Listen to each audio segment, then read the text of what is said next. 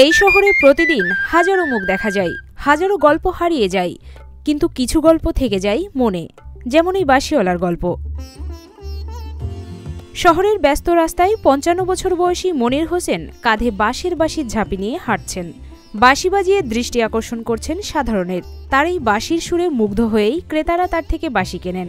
যারা বাঁশি কেনেন না তাদের অনেকেই বাঁশির সুরে মুগ্ধ হয়ে হাতে গুঁজে দেন টাকা। এতেই চলে মনিরের সংসার। ৩০-৪০ বছর ধরে আমি এই বাঁশির নেশায় ভাই এই পেশা। আমি ইনশাল্লাহ বাঁশি দেওয়া দেখা যায় যে আমি ইনশাল্লাহ ভালোই আছি।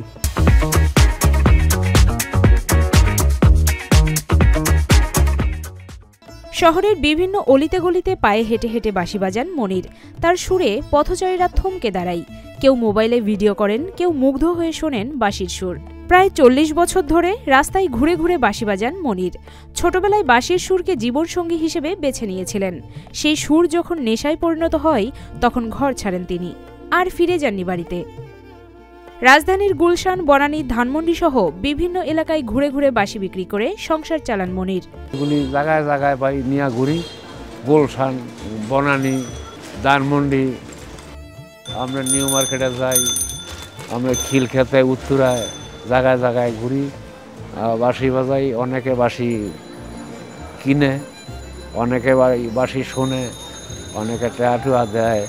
তো ওই টেহা দিয়া আমার সংসার চলে। প্রায় ১০ ধরনের বাঁশের বাঁশি রয়েছে তার কাছে। ১০০ টাকা থেকে শুরু করে ১২০০ টাকার বাঁশিও পাওয়া যায় মনিরের কাছে। ১০-১২ প্রকার বাঁশি, যেমন আর বাঁশি, মোহন বাঁশি, মুখ বাঁশি, বেজের বাঁশি, আমরা বিভিন্ন রঙের বাঁশি আছে আমার কাছে। ১০০০-১২০০ টাকা আছে, ৫০০-৬০০ আছে, ২০০-৩০০ আছে, তো নিম্নত ১০০ আছে। এই বাঁশের বাঁশি বাঁচিয়ে রেখেছে তাকে। মনির জানান, বাঁশি বাজিয়ে আর বিক্রি করেই তিনি উচ্চশিক্ষায় শিক্ষিত করেছেন ছেলে মেয়েকে। বড় ছেলেটা বিএ পাস করাইছি, ওটা আপনার চাকরি বাকরি করে ফার্মেসিতে বসে, তা ওইটাও মোটামুটি ভালো টাকা উপার্জন করে। আর ছেলের পরে মেয়ে আইএ পাস করাইছি, ওইটা মোটামুটি একটা চাকরি করে উত্তরা হাউস বিল্ডিংয়ে।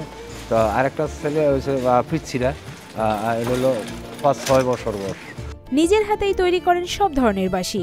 বান্দরবান থেকে বাঁশ সংগ্রহ করে তৈরি করেন এই বাঁশি। বান্দরবান থেকে আমি বাঁশ কাইটা আনি, ওন থেকে বাঁশ সংগ্রহ করে আনি, কাইটা সাইজ করে বাসায় আনি না। এগুলি আমরা নিজেই আমি ছিদ্রি করি, এগুলির মাপ দেই, এগুলি ফুরি, নিজেই তৈরি করে রাস্তায় আমি জায়গায় জায়গায় বাঁশি বাজাই, এগুলি বিক্রি হয়ে যায়। ছোটবেলা থেকেই মনিরের বাঁশের বাঁশির প্রতি তীব্র আগ্রহ ছিল। গ্রামের এক বড় ভাইয়ের কাছ থেকে বাঁশি বাজানোর দীক্ষা নেন। ছোটবেলার বাঁশিটি ভেঙে গেলে মনিরের ভীষণ মন খারাপ হয়। এই বাঁশির নেশায় পইরা বাঁশি খুঁজতে খুঁজতে আইছিলাম ভাই, বাঁশির নেশা পরে আমার একটা বাঁশি আছিল গ্রামে, ওই বাঁশিটা ভাঙ্গা গেছিল গা। তো ওই এক লোক বাঁশি বাজাইতো গ্রামে, তো ওই হার থেকে এই বাঁশিটা সংগ্রহ করছিলাম। বাঁশির প্রতি খুব একটা আকর্ষণ ছিল, ওই বাঁশিটা ভাঙ্গা গেছিল গা। তো এক লোকের লগে আইলাম আমি ৪০ বছর আগে গুলিস্তানে। নতুন বাঁশির খোঁজে ১৫ বছর বয়সে রাজধানীর গুলিস্তানে আসেন মনির। সেই যে আশা, আর গ্রামের বাড়িতে ফিরে যাননি তিনি। ঢাকায় বিয়ে করে এখানেই বাঁধেন সংসার। এই বাঁশির খোঁজে বাঁশি পাইলাম, এই বাঁশি পাইয়া বাঁশির নেশায় আর গ্রামের কথা আর আমার স্মরণ নাই, গ্রামে আর যাই নাই। মনির কেবল রাস্তায় রাস্তায় বাঁশি বাজান আর বিক্রি করেন তা না, মাঝে তার ডাক পড়ে বিয়ে, গায়ে হলুদ, জন্মদিন সহ নানা সামাজিক অনুষ্ঠানেও। বাঁশি বাজাই মনে করেন, রাস্তায় বাঁশি বাজাই, অনেকে কয় যে ভাই নাম্বারটা দেন, আমাকে একটা গায়ে হলুদ আছে, একটা বিয়া আছে, একটা পার্টি আছে, হইলে আপনারা ফোন দিই মনে। তো আপনার ফোন দিলে দেখা যায় যে আমি গায়ে হলুদে যাই।